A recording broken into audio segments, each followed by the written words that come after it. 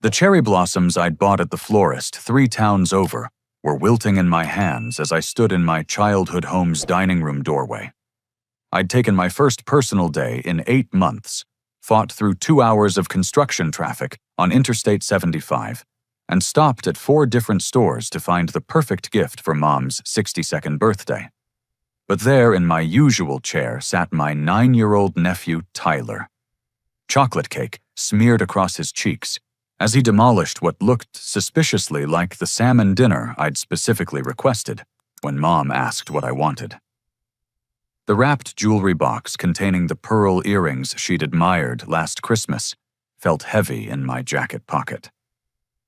"Mom, where should I sit?" I asked, scanning the full table. She glanced up from pouring wine, shrugged with the casual indifference reserved for discussing weather, and delivered words that would replay in my mind for months.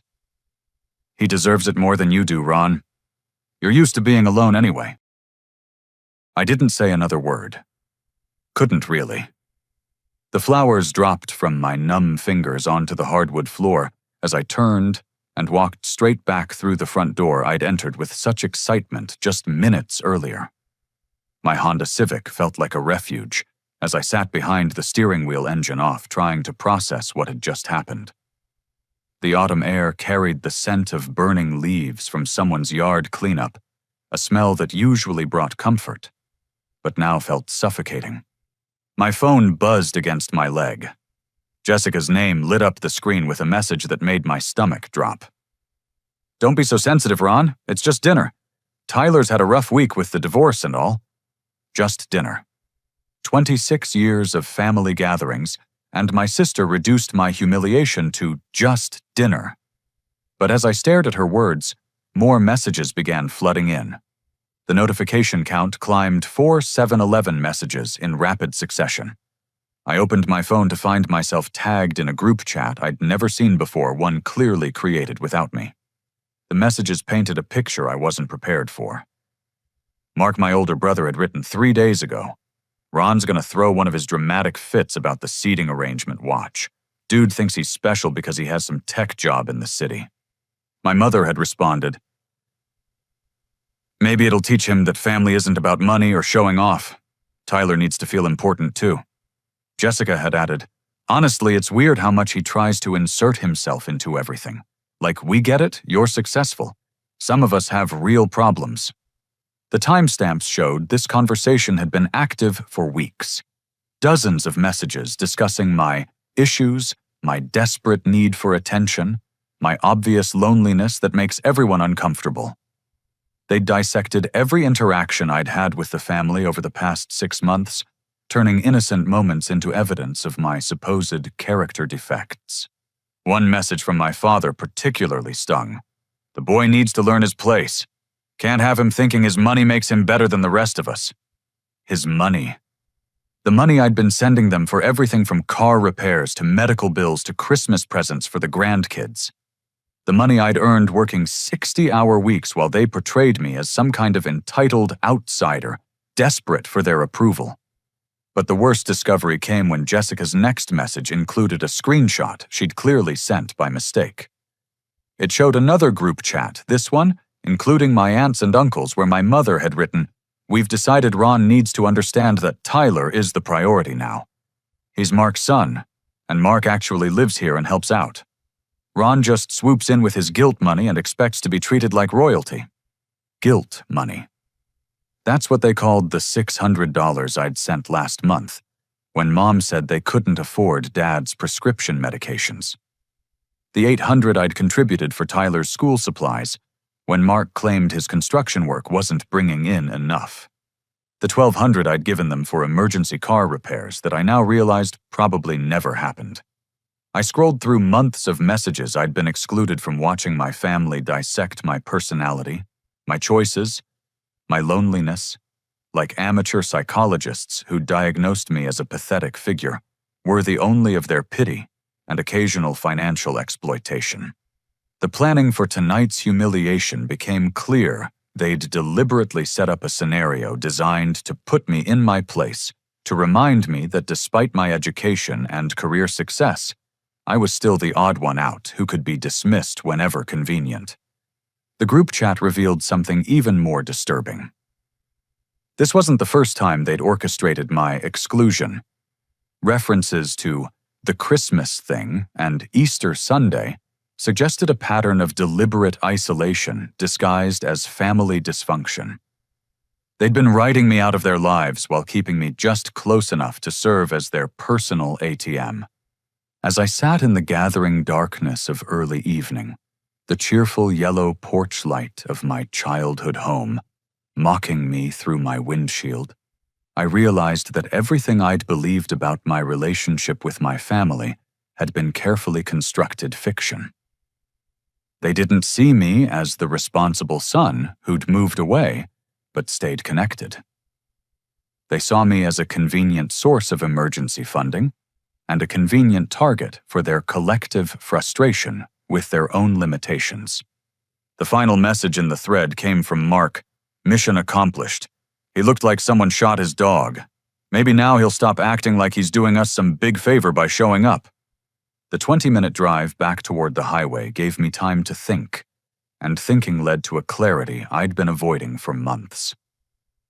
Instead of heading home immediately, I pulled into the parking lot of a 24-hour diner, ordered coffee I didn't want, and opened my banking app under the harsh fluorescent lights. What I discovered made the dinner table humiliation seem like a gentle nudge compared to a sledgehammer blow. 18 months of bank statements told a story of systematic financial manipulation that took my breath away. The emergency car repair fund I'd sent Mark in March $900 that I'd borrowed against my own credit card because he'd claimed his transmission had died and he'd lose his job without transportation had been deposited on a Tuesday. That same week, Mark's social media showed photos of his brand new bass boat, a gleaming 20-foot Ranger with all the accessories posed proudly in his driveway with the caption, "Early birthday present to myself." The medical emergency fund I'd wired to my mother in June, $1,300 for what she'd described as urgent diagnostic tests her insurance wouldn't cover, had coincided perfectly with her week-long spa retreat in Sedona, Arizona. The Instagram photos showed her getting massages, meditation classes, and expensive organic meals while texting me about how blessed she felt to have such a caring son during this difficult time. Every emergency I'd helped solve had been accompanied by lifestyle upgrades they'd hidden from me while expressing gratitude for my sacrifice during their time of need. The roof repair fund became a hot tub installation. The heating system emergency became a kitchen renovation. The school expenses for Tyler became a new motorcycle for Mark. But the pattern went deeper than simple lies about specific expenses. As I scrolled through payment after payment, I realized I'd been subsidizing their entire standard of living, while they portrayed themselves as barely scraping by. The streaming service subscriptions I'd offered to cover temporarily during Mark's supposed unemployment had been running for 14 months, during which time his construction company's website showed completed projects worth tens of thousands of dollars. The grocery delivery service I'd set up for my parents during Dad's recovery period had been delivering premium organic foods and expensive wines, while Dad texted me photos from his weekend fishing trips. The insurance premium I'd taken over when they'd claimed financial hardship covered vehicles I'd never seen, including Mark's motorcycle and a vintage Mustang that Jessica had been posting photos of herself driving. The lawn service I'd arranged and paid for had expanded to include weekly pool maintenance for the above-ground pool they'd installed, without mentioning it to me. I'd been living in a studio apartment driving a 10-year-old Honda and eating ramen noodles twice a week, so I could help my family through what I believed were temporary financial difficulties. Meanwhile, they'd been living better than I was, using my money to fund luxuries while saving their own income for toys and entertainment. The most devastating realization came when I calculated the total. Over the past 18 months, I'd transferred $23,400 to various family members for various emergencies and ongoing expenses. $23,000 that represented my entire emergency fund, my vacation savings and money I'd borrowed against credit cards, because I'd believed my family was struggling. During those same 18 months, I'd declined invitations from friends because I couldn't afford restaurant meals, postponed dental work I'd needed because the insurance didn't cover everything, and turned down a weekend getaway with coworkers because I'd already spent my discretionary income on family emergencies. I'd been living like someone barely making ends meet while my family enjoyed luxuries, funded by my misplaced sense of obligation and their expertly crafted lies. But knowing the scope of their deception also gave me power I hadn't possessed that morning. I opened each app and website, methodically canceling every service and subscription connected to my family. The Netflix account that served 3 households went dark. The Spotify Premium Family Plan that included 6 users got terminated. The grocery delivery service received a cancellation notice. The landscaping company got a call instructing them to send final bills to Mark directly. The insurance payments stopped with a single phone call. The utility company received instructions to transfer the accounts back to my parents' names. The phone plan that covered 4 devices suddenly covered only 1. Even the premium cable package I'd been paying for since my father's supposed medical leave got disconnected. Each cancellation felt like removing a leech that had been slowly draining my blood, while I'd mistaken it for a family heirloom worth preserving. By the time I'd finished, I'd freed up over $1,900 in monthly expenses that I'd been carrying for people who viewed my generosity as both an entitlement and a source of entertainment.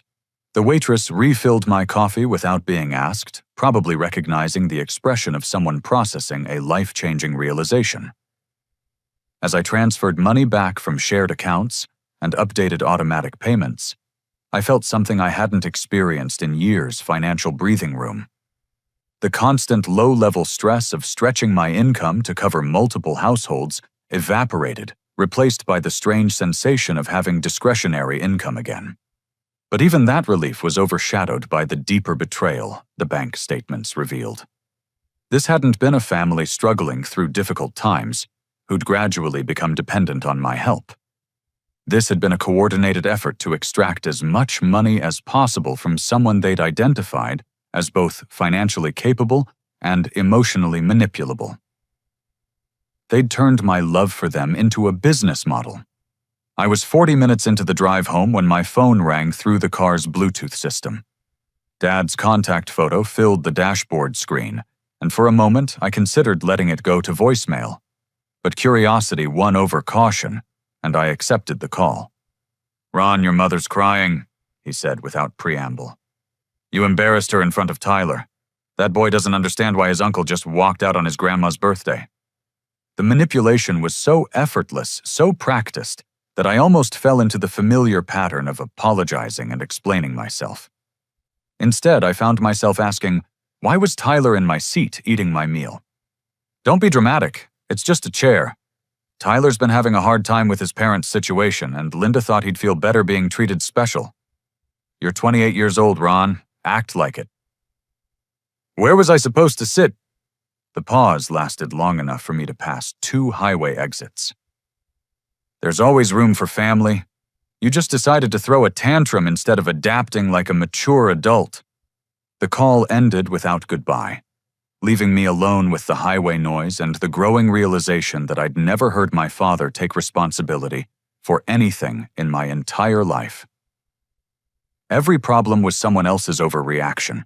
Every conflict was caused by other people's failure to accommodate whatever decision he and my mother had already made without consultation. I'd been home for less than 10 minutes when my phone buzzed with a photo message from Dad's number.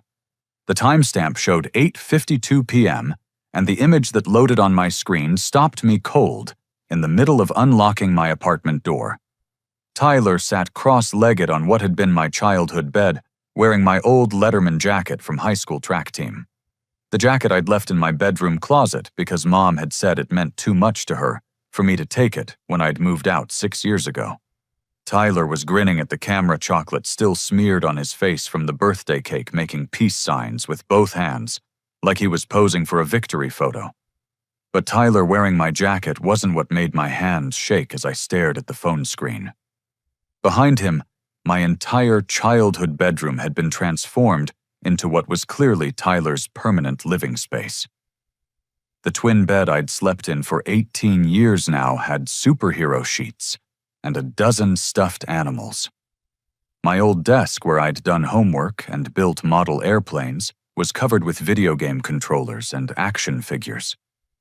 The bookshelf that had held my collection of science fiction novels was stocked with children's picture books and board games.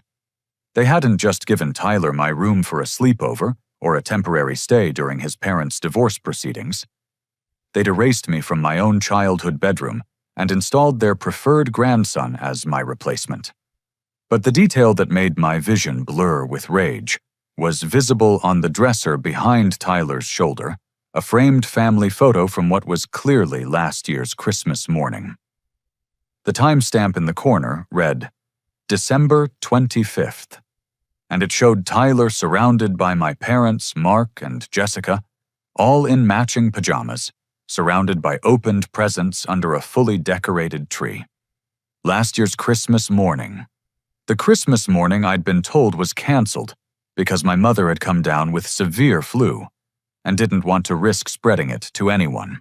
The Christmas morning I'd spent alone in my apartment eating Chinese takeout and watching old movies while feeling guilty about the relief of not having to navigate family dynamics during the holidays. I enlarged the photo with trembling fingers, studying the details that confirmed my growing suspicion.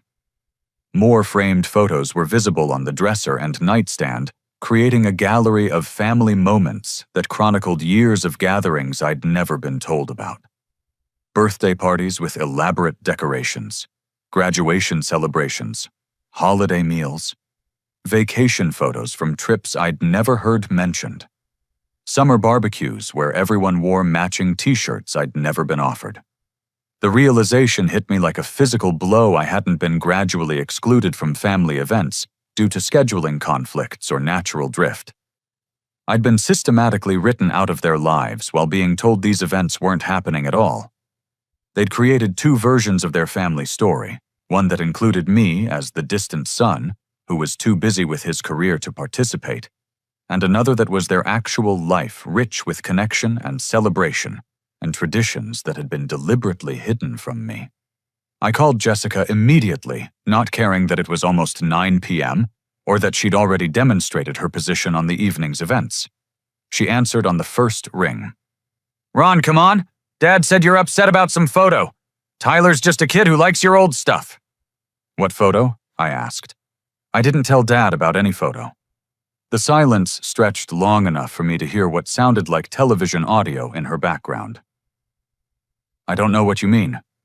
"Jessica, I'm looking at a photo Dad just sent me of Tyler in my old room, and there's a framed picture from Christmas morning last year. The Christmas morning Mom said was canceled because she was sick." Another pause. "Ron, you're reading too much into things. Was I invited to Christmas last year? You know how crazy the holidays get. Everyone was dealing with Mark's divorce, and Tyler needed stability, and Mom was stressed about cooking for everyone." "Everyone? How many people were there, Jessica?" "I don't remember exactly. It wasn't a big deal." "Shh. Jessica, how many Christmases have I missed because I was told they were canceled?" This time the pause included muffled conversation, as if she was covering the phone to talk to someone else. When she came back, her tone had shifted from defensive to annoyed. "Ron, you need to stop making everything about you. We're a family with complicated dynamics, and sometimes things happen organically. Tyler needed us last Christmas, and it worked out better with a smaller group. You would have been welcome if you'd just shown up." But I hadn't been told there was anything to show up for. I'd been specifically told there was no Christmas gathering because of my mother's illness. The photos on Tyler's dresser told a different story, one where I'd been deliberately excluded while being fed lies to prevent me from asking uncomfortable questions about why my absence was so easily accommodated. As Jessica continued her explanation about organic family dynamics and my tendency to overthink situations, I found myself studying the photo more closely. The wrapped presents under the tree, the elaborate breakfast spread visible on the dining room table in the background, the professional quality of the photography itself all suggested this hadn't been a last-minute gathering thrown together during someone's recovery from illness. This had been a planned traditional Christmas morning celebration that had required preparation coordination and intentional guest list management. I'd been sending them money for Christmas gifts while they'd been celebrating Christmas without me. I'd been alone on the holiday while they'd been building memories and traditions designed to exclude me while maintaining my financial contributions to their lifestyle. The photo wasn't just evidence of their deception. It was a trophy documenting their success at erasing me from their family narrative while keeping me close enough to serve as their personal bank account. I couldn't sleep that night. Every time I closed my eyes, I saw Tyler grinning in my Letterman jacket, surrounded by the evidence of years of celebrations I'd been told never happened. By 3 a.m., I gave up on rest and made coffee stronger than I'd ever needed before. The laptop screen cast blue light across my kitchen table as I began what would become the most thorough investigation I'd ever conducted into anything. My background in software engineering had taught me how to trace digital footprints, and my family had left a trail wider than they'd probably realized. Social media became my starting point. I'd been blocked from most of their accounts months ago, supposedly to avoid drama during Mark's divorce. But there are always ways to see public posts and tagged photos from mutual friends. What I discovered made the Christmas photo look like a minor omission. My cousin Rachel, who lived 2 states away, but stayed connected with everyone through Facebook, had posted dozens of photos over the past 3 years that told the story of a family life that had existed parallel to everything I'd been told. 4th of July barbecues where my parents wore matching American flag shirts, Easter egg hunts in their backyard where Tyler collected prizes in a basket I'd never seen, Thanksgiving dinners with elaborate table settings and enough food for 12 people. Each holiday I'd been told was too stressful to organize this year, or canceled due to illness, had actually been celebrated with extended family members I'd grown up with, but somehow never encountered anymore. Aunts and uncles I hadn't seen in months had been regular attendees at gatherings I'd never been invited to attend. But the social media investigation revealed something even more disturbing than holiday exclusion. My family had been telling people I was going through some kind of personal crisis that made me unreliable for family events. Comments on Rachel's photos asked about my well-being and expressed sympathy for my parents having to deal with Ron's situation. One comment thread from last Thanksgiving made my stomach turn. My Aunt Carol had written, "I hope Ron gets the help he needs. It must be so hard on Linda and Frank to watch their son struggle like that." My mother had responded, "We're taking it one day at a time. The important thing is keeping Tyler's environment stable while Ron works through his issues." My issues. They'd been portraying me as someone struggling with unspecified mental health or personal problems that made me unsuitable for family gatherings. The successful software engineer who'd been supporting them financially had been rebranded as a troubled son who needed space to work through his difficulties, while his family maintained their traditions without the disruption of his presence. The investigation deepened when I started looking into public records. Property tax information showed that my parents' house, which they'd claimed was in danger of foreclosure when they'd asked for help with mortgage payments, had been completely paid off 14 months ago. The emergency mortgage assistance I'd provided had coincided with them eliminating their house payment entirely using my money to clear their debt, while telling me they were struggling to make minimum payments. Mark's construction business, which he'd described as barely surviving during economic downturns, had been awarded municipal contracts worth over $150,000 in the past year alone. The unemployment benefits he'd claimed to be receiving while asking for grocery money had ended 8 months ago when his business income had disqualified him from further assistance. But the most shocking discovery came when I searched court records related to Mark and Jennifer's divorce proceedings. The financial disclosure documents, which were public record, showed assets and income levels that contradicted every sob story I'd been told about their struggles during the separation.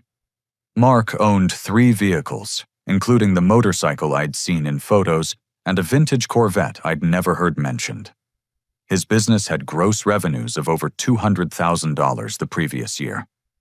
Jennifer, who'd supposedly been left destitute by the separation, was listed as co-owner of a rental property that generated monthly income higher than my salary at my tech job. They weren't struggling financially. They weren't barely making ends meet. They weren't facing emergencies that threatened their basic survival. They were living comfortably on incomes that exceeded what most American families earned, while telling me stories of hardship designed to extract additional funding for lifestyle upgrades they wanted but didn't need. The rental property discovery led me to more research that revealed Jennifer and Mark weren't actually divorced. The proceedings had been suspended 6 months ago, when they'd reconciled, but they'd never told anyone in the family about getting back together.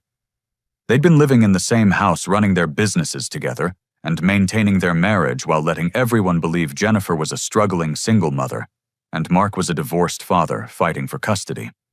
Tyler's difficult adjustment to his parents' divorce was complete fiction. His parents had been together the entire time, using their supposed separation as justification for additional family support and sympathy, while actually working together to rebuild their financial portfolio. I spent the remaining hours until dawn, documenting everything I'd found, creating a folder of screenshots, public records, and financial documents that told the story of a family that had turned manipulating me into a collaborative art form. They hadn't just been lying about individual emergencies or expenses. They'd constructed an entire alternative reality where they were struggling victims of circumstances beyond their control while actually living better than I was, on income streams they'd never mentioned. But the investigation also revealed something I hadn't expected to find allies. My grandmother, my father's mother, lived in assisted living an hour away and had been asking family members about my absence from gatherings for months. Comments on photos showed her repeatedly questioning why I wasn't present for holidays and birthdays with my parents, providing vague responses about my being too busy or going through a difficult time. A private message to Rachel yielded the information I needed to contact Grandma Dolores directly. At 84, she was sharper than most people half her age, and had been suspicious of my family's explanations about my absence from her great-grandson's life. "Ron, honey, I've been wondering when you'd call," she said when I reached her at 7:30 that morning. "I've been asking your parents about you for months, and their stories don't add up. Are you really having some kind of breakdown, or is there something else going on?" For the first time in hours, I felt like laughing. Grandma, there's definitely something else going on. Grandma Dolores had been married to a man who'd run a small business for 40 years, and she recognized financial manipulation when she heard about it. After I spent an hour walking her through everything, I'd discovered her response was immediate and practical.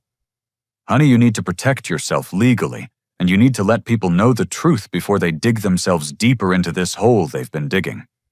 But you also need to be smart about how you handle this." She was right. Confronting my family directly would give them opportunity to coordinate their responses, delete evidence, or escalate their manipulation tactics. Instead, she suggested I take time to build a complete case while allowing their lies to unravel naturally. The first step was reaching out to other family members who'd been asking questions. Rachel, it turned out, had been suspicious for months about why I'd been absent from so many gatherings, while Tyler seemed to be present for everything. She'd been told I was dealing with work stress that made family events overwhelming for me, but she'd noticed that my social media showed me living a normal life with friends and coworkers. "I kept meaning to call you directly," she admitted during our phone conversation. "But your mom said you were really sensitive about your situation, and that family contact was making your anxiety worse. I didn't want to upset you by bringing up things you might not be ready to handle." The manipulation had been comprehensive. They'd not only excluded me from family events, but had also cut off potential support from extended family by portraying me as too fragile to handle direct contact. Anyone who might have questioned my absence or reached out to check on me had been warned away by stories of my supposed mental health struggles. But Rachel wasn't the only family member who'd been wondering about the inconsistencies in my parents' explanations. My Uncle Tom Dad's younger brother had been asking questions about my absence from family gatherings for over a year. He'd been told the same stories about my work stress and mental health difficulties, but he'd also noticed that I seemed fine during the brief interactions we'd had at public events, like my cousin's graduation party. Something didn't smell right. Tom told me when I called him that afternoon. "You seemed like yourself when I saw you in May, but your parents kept talking about you like you were on the verge of some kind of breakdown. Either you're the best actor in the family, or they've been telling stories that don't match reality." Tom had his own concerns about my parents' financial situation. They'd asked him for money twice in recent months, claiming emergency expenses that needed immediate attention. Both times he'd offered to pay the vendors directly instead of giving them cash, and both times they'd declined his help with excuses about preferring to handle payments themselves. "Your dad asked for $800 for urgent plumbing repairs that couldn't wait for insurance processing.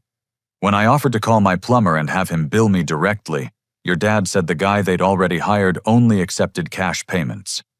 What plumber in 2024 only takes cash for emergency work?" The pattern of financial manipulation extended beyond their relationship with me. They'd been testing similar stories with other family members looking for additional sources of emergency funding, while maintaining the appearance of people overwhelmed by circumstances beyond their control. But Tom's most valuable information concerned my grandmother's will. "Your mom's been pressuring Dolores to remove you as a beneficiary because of your supposed mental health problems. She keeps telling Dolores that leaving you money would be enabling your difficulties, and that the inheritance should go to Tyler instead, since he's the one who's really part of the family. They'd been trying to write me out of my grandmother's will while simultaneously extracting money from me for fake emergencies. The scope of their long-term planning was breathtaking in its calculated cruelty. Armed with information from Tom and Rachel, I began implementing a strategic response that would expose their lies without giving them time to coordinate damage control. The first step was contacting their church, where they'd apparently been collecting sympathy and possibly financial support based on stories about their troubled son who'd abandoned his family. Pastor Williams remembered me from the years when I'd attended services during college breaks. When I called to clarify the stories that had been told about my situation, he was immediately concerned about the discrepancies between my apparent mental state and the descriptions my parents had provided.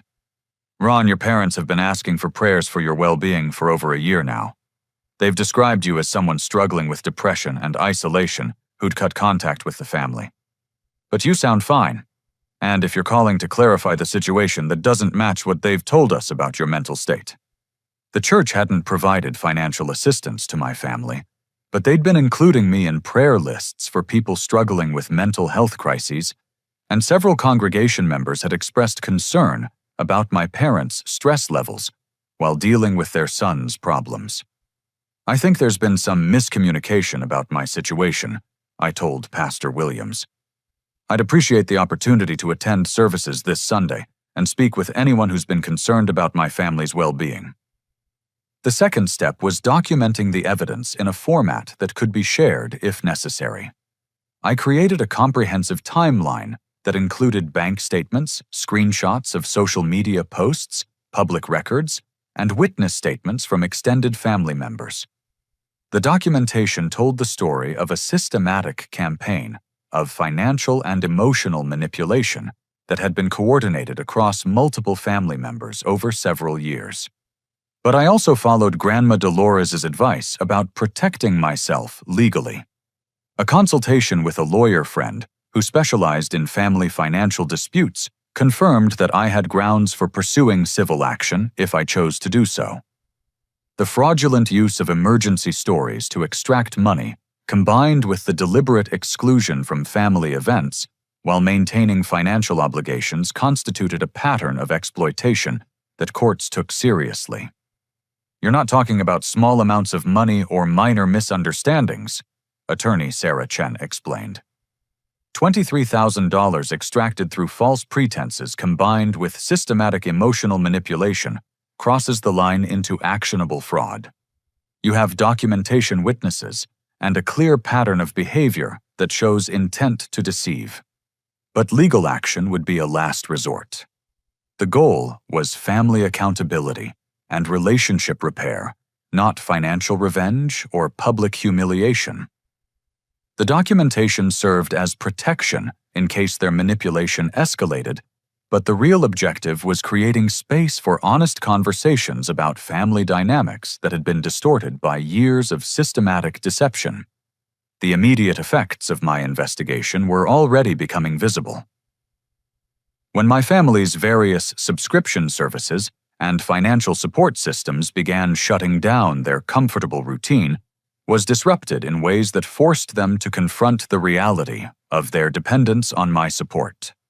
Mark called first around noon, the day after my parents' birthday dinner. His tone was casual, as if he was checking in on a minor technical problem. "Hey Ron, our Netflix account isn't working. Did something happen with the payment?" "I canceled it yesterday," I replied. "Why would you do that? We've been watching a series with Tyler and Linda was in the middle of her cooking shows. Can you just restart it? I can pay you back later." "Mark, when were you planning to pay me back for the emergency transmission repair from March?" The pause was long enough for me to hear background noise that sounded like power tools confirming that he was working his construction job instead of dealing with the unemployment crisis he'd described. "That's different, Ron. That was an emergency. This is just a streaming service. I'm discontinuing all the services I've been paying for. You'll need to set up your own accounts if you want to continue using them." "Ron, come on. Don't be petty. Mom's really upset about last night, and now you're taking it out on everyone by cutting off stuff we depend on." The casual entitlement in his voice was remarkable. After months of lying about emergencies and financial hardship, he was treating my decision to stop paying for their entertainment as an unreasonable escalation of a minor family disagreement. But as the day progressed, the calls became more frequent and less casual. Jessica called about the Spotify account. Dad called about the lawn service. Mom called about the grocery delivery service. Each conversation followed the same pattern confusion about why I was suddenly canceling services, attempts to minimize the significance of the previous evening's events, and requests to restore services, while promising to discuss payment arrangements later. None of them acknowledged the lies they'd been telling about their financial situations. None of them addressed the systematic exclusion from family events. None of them showed any awareness that their stories about emergencies and hardships had been exposed as calculated deceptions. By evening, their tone had shifted from casual confusion to frustrated entitlement. "Ron, you're being ridiculous," Jessica said during her third call of the day. "We're family. You don't just cut off family because of some misunderstanding about dinner seating." Some misunderstanding about dinner seating. She was still characterizing the evening's events as a minor issue about furniture arrangements, rather than a deliberately orchestrated humiliation designed to put me in my place. But I'd spent months being trained to apologize for their manipulation and take responsibility for their emotional reactions. This time I refused to accept blame for consequences they'd created through their own deceptive behavior. "Jessica, I'm discontinuing financial support for people who've been lying to me about their circumstances while excluding me from family events. That's not a punishment. That's a natural consequence of the choices you've all made." The conversation ended with her hanging up on me, but not before I heard her tell someone in the background, "He's really lost it now. I think this is more serious than we thought."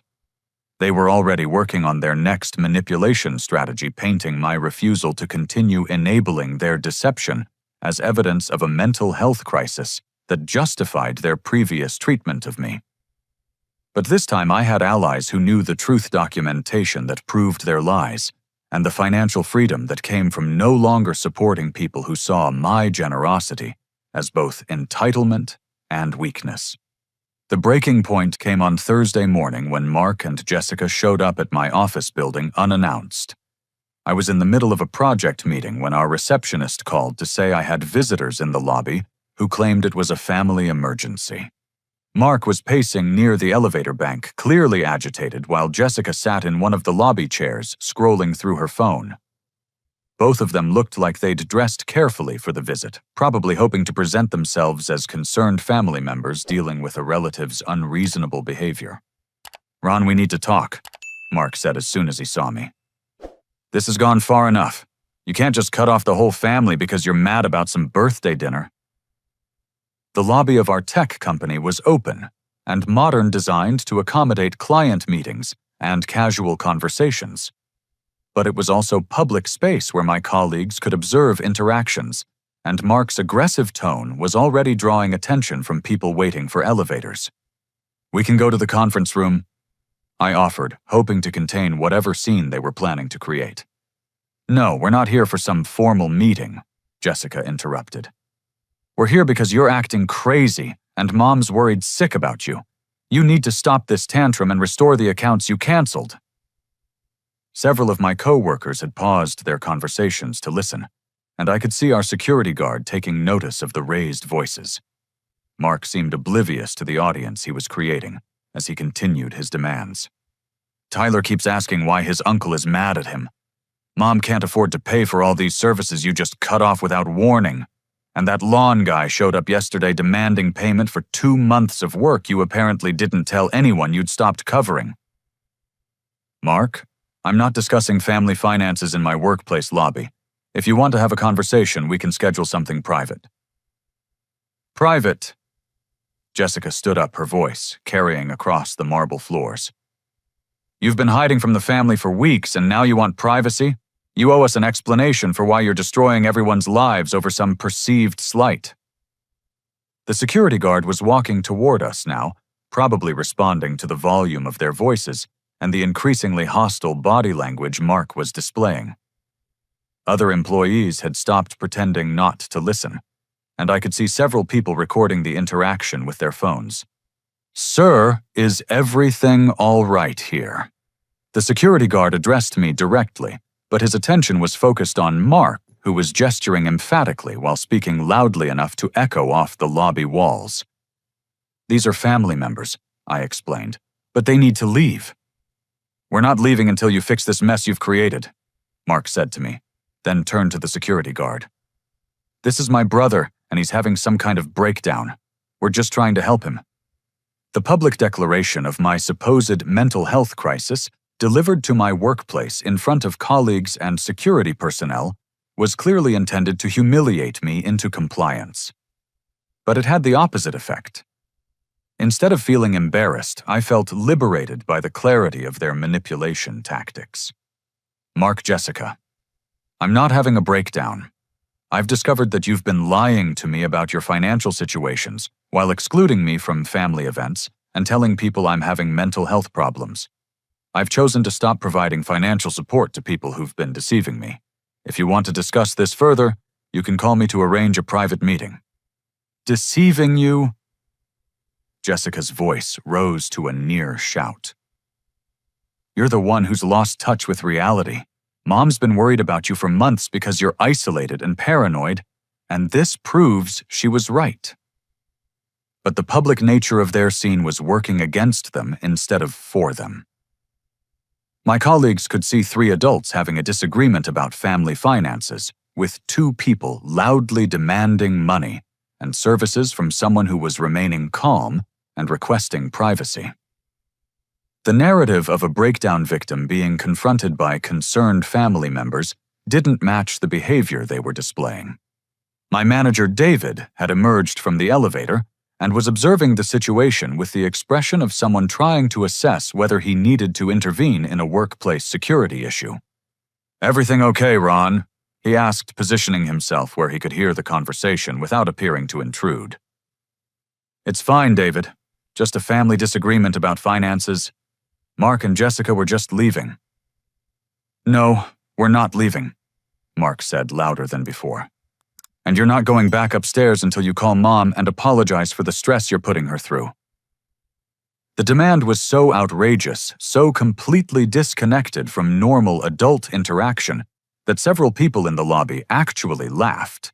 A security guard in a corporate office building was watching two people demand that a third person call his mother and apologize as if they were children on a playground, requiring adult intervention. "Sir, I'm going to need you to lower your voice or leave the building," the security guard told Mark. "This is a workplace, not a family counseling center." "You don't understand," Jessica jumped in. "Our brother is having a mental health crisis and he's cut off all financial support to our parents. They can't afford their medications or their utilities because he's taken away money they depend on."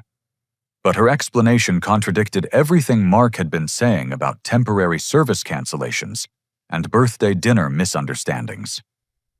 Now they were claiming my parents depended on my financial support for basic survival needs, which painted a very different picture of the family dynamics they'd been describing.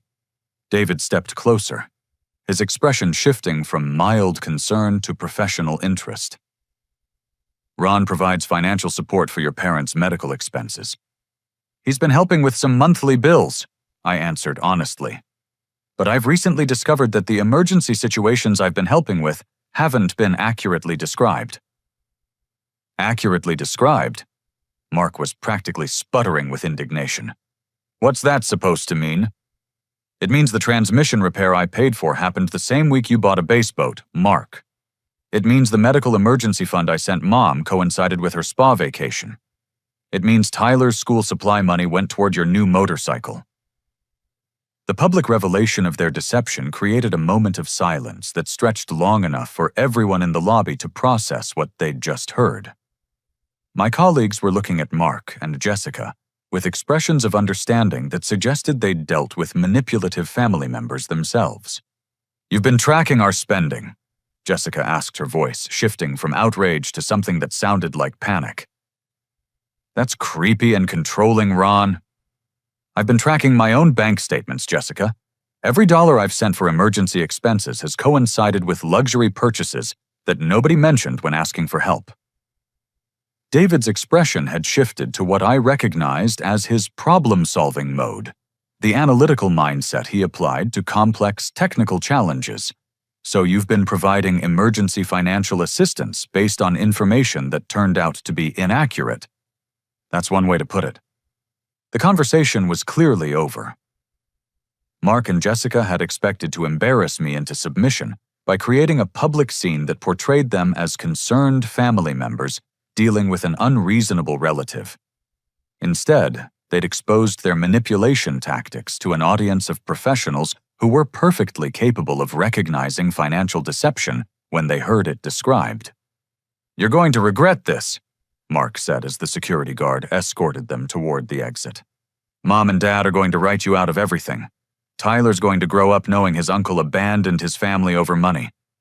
But the threats sounded hollow after their public display of entitlement and manipulation. As the elevator doors closed behind me, I realized that my colleagues had just witnessed the exact behavior pattern I'd been dealing with for years. Demands for financial support combined with emotional manipulation and threats of family exclusion when their tactics didn't work. The incident in the lobby became a turning point that shifted my perspective from defense to empowerment. Instead of feeling guilty about setting boundaries with manipulative family members, I felt proud of maintaining my composure while they'd revealed their true characters to an audience of witnesses. That afternoon brought news that confirmed my investigation had been more accurate than I'd hoped. Tom called to tell me that my grandmother had received a visit from my parents that morning, during which they'd attempted to convince her that my behavior in the lobby proved I was having a breakdown that made me unsuitable for inheritance. "But Dolores is nobody's fool," Tom explained. "She asked them to explain exactly what you'd done wrong, and they couldn't give her a coherent answer. According to them, You've had a mental health crisis because you stopped paying for their cable television and landscaping service. Grandma Dolores had also done some investigation of her own. She'd called Pastor Williams to ask about my family's situation, and he'd shared his confusion about the discrepancies between my parents' descriptions of my mental state and my actual behavior during their phone conversation. She knows they've been lying about your condition, and she's furious about their attempts to manipulate her will based on false information. I think you're going to want to give her a call tonight. But the day's biggest revelation came from an unexpected source. Jennifer Mark's supposedly ex-wife sent me a Facebook message that evening asking if we could talk privately about the family situation. I've been hearing different versions of what happened yesterday, and I think there are some things you should know about the stories Mark's been telling everyone. We met for coffee the next evening at a shop near her house, where she revealed that she and Mark had never actually divorced. They'd separated briefly 8 months ago, but had been living together again for 6 months, while maintaining the fiction of their divorce for family sympathy and financial advantages. Mark convinced me that pretending we were still separated would help with his custody case if we ever really did split up, she explained. But it was really about getting money from your parents and you for Tyler's expenses, while we were both working full-time and didn't need help. Tyler's difficult adjustment to his parents' divorce was completely fictional. His parents had been together throughout the entire period when my family had been expressing concern about his emotional well-being and using his situation to justify their exclusion of me from family events. Tyler's been confused about why Uncle Ron stopped coming to family parties, but not because of any divorce trauma. He asks about you because you were always nice to him, and nobody's given him a real explanation for why you're not around anymore. Jennifer also revealed that Mark had been boasting to her about his success in manipulating me into covering their expenses, while they'd saved money for investment opportunities. He called it the Ron Fund, and said you were so eager to help that you never asked for proof of the emergencies you were paying for. But her most shocking revelation concerned Tyler's relationship with my extended family. Mark and your parents have been telling Tyler that he's your replacement in the family.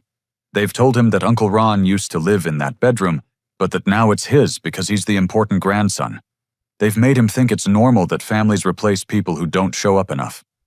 They'd been teaching a 9-year-old child that family love was conditional and that people could be replaced if they didn't meet unstated expectations for participation and compliance.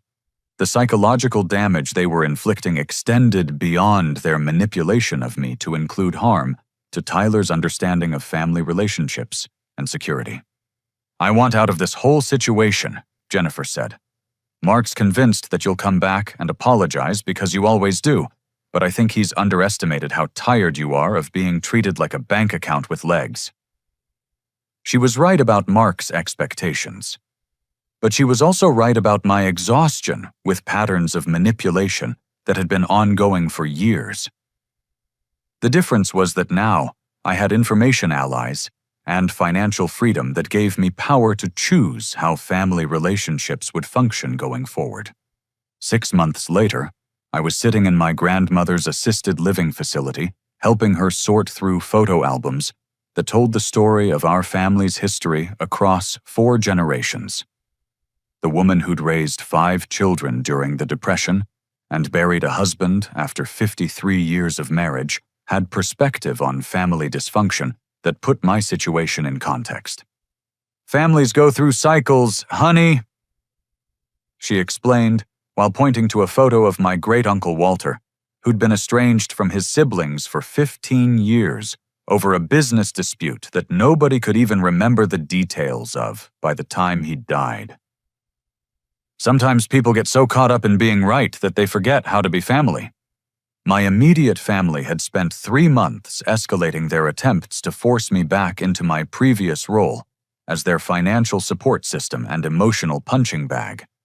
The tactics had ranged from guilt trips about Tyler's confusion over my absence, to threats about being written out of wills, to claims that my behavior was damaging my parents' health and reputation in their community. But they'd also spent those 3 months dealing with the natural consequences of their deceptive behavior. Without my subsidies, they'd been forced to adjust their lifestyle to match their actual income. Mark had discovered that maintaining a boat motorcycle and classic car required ongoing expenses that his construction business couldn't comfortably support. My parents had learned that premium cable packages and weekly lawn service weren't necessities when their budget was limited to their actual retirement income. More importantly, their lies to extended family and community members had unraveled as people asked questions about the discrepancies between their stories and observable reality. Pastor Williams had gently confronted them about their misrepresentations of my situation. Tom and Rachel had stopped accepting their explanations for my absence from family events. Other family members had begun questioning the emergency expenses they'd been asked to contribute toward when my parents' lifestyle didn't match their claims of financial hardship. The turning point had come in February when my mother called me directly without demands or manipulation to ask if we could meet for coffee to discuss rebuilding our relationship. The conversation was awkward and painful, but it was also honest in ways that our family interactions hadn't been for years. We convinced ourselves that we were protecting Tyler's place in the family, she'd explained. Mark was so worried that you'd never have children of your own, and that Tyler wouldn't have the stable extended family he'd need during the divorce. We thought if we made Tyler feel central to family celebrations, it would give him security. But Tyler's security had come at the cost of my exclusion, and their financial deception had been separate from their concerns about grandchild relationships. I don't know when helping with your bills turned into expecting you to solve every financial inconvenience we encountered. Somewhere along the way, we stopped seeing you as our son and started seeing you as our safety net. The conversation had led to family therapy sessions that included my parents, Mark, Jessica, and eventually Tyler, who deserved to understand the adult conflicts that had been affecting his relationship with his extended family. The process was difficult and sometimes uncomfortable, but it was also the first time in years that our family had engaged in direct communication about problems instead of manipulation, exclusion, and financial exploitation. Mark had been the most resistant to accountability, initially maintaining that his deception about boat purchases and motorcycle expenses was justified because I'd been showing off my financial success while his business struggled with seasonal variations. But therapy had helped him recognize that asking for emergency assistance while making luxury purchases was fraudulent regardless of his feelings about our comparative income levels. I was jealous, he'd finally admitted during one of our sessions. You got the college education and the career that lets you live comfortably, and I felt like you were judging me for staying local and working with my hands. When you offered to help with expenses, it felt like charity from someone who thought he was better than me. But his jealousy had led him to construct elaborate deceptions that had damaged our relationship far more than honest conversations about money and family dynamics ever could have. I kept telling myself that you could afford to help, and that you'd never miss money you were giving away anyway. I didn't think about how lying to you about why I needed help was treating you like someone I didn't respect or trust. Jessica had recognized that her role in coordinating the family's exclusion of me from events had been motivated by her desire to avoid conflict between Mark and me during gatherings. I thought if we just kept you two separated during Mark's divorce situation, we could avoid arguments and drama that would upset Tyler and Mom. But instead of solving the problem, I created bigger problems by letting you think events weren't happening at all. The family therapy process had also included education about healthy financial boundaries and communication. We'd learned to distinguish between genuine emergencies that justified asking for help and lifestyle preferences that should be funded through personal budgets. We'd practiced direct communication about family events and guest lists instead of exclusion disguised as canceled celebrations. Most importantly, we'd addressed the damage that had been done to Tyler's understanding of family relationships. At 9 years old, he'd been confused by the adult conflicts, but had also absorbed messages about love being conditional and family members being replaceable when they didn't meet expectations. Tyler needs to understand that Uncle Ron's absence wasn't because he did anything wrong, and it wasn't because families replace people. Our family therapist had explained. He needs to see adults taking responsibility for their mistakes and working to repair relationships instead of writing people off. The repair process had included Tyler and me spending time together outside of the family group dynamics that had been affected by adult conflicts. We'd gone to baseball games, visited museums, and done the normal uncle-nephew activities that had been interrupted by his parents' manipulation tactics. Gradually, he'd stopped asking why I'd been mad at the family and started enjoying our relationship without the weight of adult drama. But the most meaningful change had been my relationship with my grandmother, who'd become my closest family connection during the months when my immediate family had been working through their accountability process. She'd shared stories about other family conflicts she'd witnessed over the decades, helping me understand that dysfunction and repair were both normal parts of long-term family relationships. The difference between families that survive and families that destroy themselves is whether people are willing to admit their mistakes and do the work to fix them, she'd told me.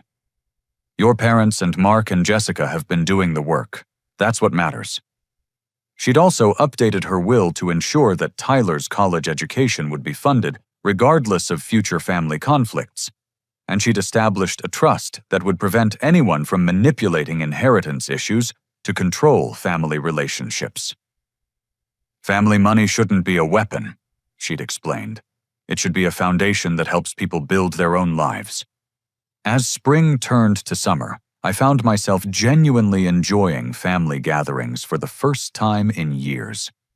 The dynamic had shifted from obligation and manipulation to voluntary participation in relationships that felt authentic and respectful. Mark had started his own therapy to address the insecurity and jealousy that had motivated his deceptive behavior. Jessica had learned to communicate directly about conflicts, instead of managing them through exclusion and gossip.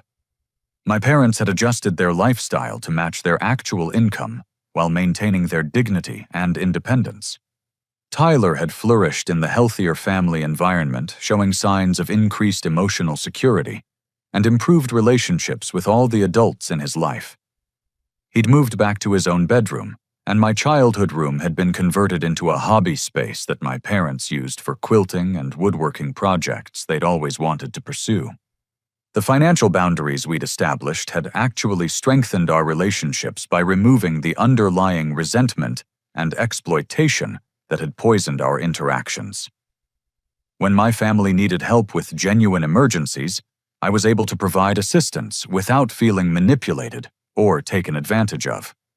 When they wanted to purchase luxury items or upgrade their lifestyle, they took responsibility for funding those choices through their own resources. But the most significant change was the end of the systematic exclusion and deception that had characterized our family dynamics for years. Holiday celebrations included everyone who wanted to participate with honest communication about planning and expectations. Birthday parties and family milestones were shared experiences instead of opportunities to demonstrate favoritism or manipulate family hierarchies. The July 4th barbecue at my parents' house felt like a genuine celebration of family relationships that had been rebuilt on foundations of honesty and mutual respect. Mark's business was thriving without the need for emergency financial assistance, and he'd developed pride in his work that wasn't threatened by my different career path. Jessica had returned to college to finish her nursing degree, funded through student loans and personal savings, rather than family manipulation. My parents had found happiness in retirement activities that they could afford comfortably within their actual budget. As I watched Tyler play catch with his grandfather while Jennifer and Mark worked together to prepare hamburgers on the grill, I realized that the family I'd always wanted had been possible all along. The dysfunction and manipulation hadn't been inevitable features of our relationships. They'd been choices that could be changed through honesty, accountability, and commitment to treating each other with respect. The man who'd driven away from his mother's birthday dinner feeling humiliated and excluded had been replaced by someone who understood his own worth and refused to accept treatment that violated his dignity. But more importantly, the family that had used financial manipulation and emotional exclusion to manage their insecurities had been replaced by people willing to do the difficult work of building authentic relationships. Standing in the backyard, where I'd played as a child, surrounded by family members who now treated me as someone they genuinely valued rather than a resource to be exploited. I understood the life lesson that had emerged from months of conflict and repair. Family relationships thrive when they're based on choice rather than obligation, honesty rather than manipulation, and mutual respect rather than financial dependence. The journey from that devastating birthday dinner to this peaceful summer afternoon had taught me that walking away from toxic dynamics isn't abandonment. It's creating space for healthy relationships to develop. Sometimes the most loving thing you can do for people who've lost their way is to stop enabling their destructive behavior and give them opportunity to find better ways of connecting. Tyler ran over to show me a baseball card he'd found in his grandfather's collection, his face bright with the uncomplicated joy of a child who felt secure in his family relationships. As I helped him identify the player and explain the statistics on the back of the card, I realized that this was what family was supposed to feel like: natural, supportive, and free from the weight of adult manipulation and financial exploitation. The photo my father had sent that cold evening 6 months ago had been intended as a symbol of my replacement in the family narrative. Instead, it had become the catalyst for rebuilding relationships that were stronger and more authentic than what we'd had before. Sometimes the most devastating moments in our lives become doorways to the healing and growth we didn't know we needed. What experiences have you had with setting boundaries in difficult family relationships? I'd love to hear your thoughts in the comments below. If this story resonated with you, please give it a like and subscribe for more content about navigating complex family dynamics. Share this video with anyone who might benefit from understanding the difference between healthy family support and manipulation disguised as love. Thank you for listening to my story, and I hope it helps you recognize your own worth in the relationships that matter most to you.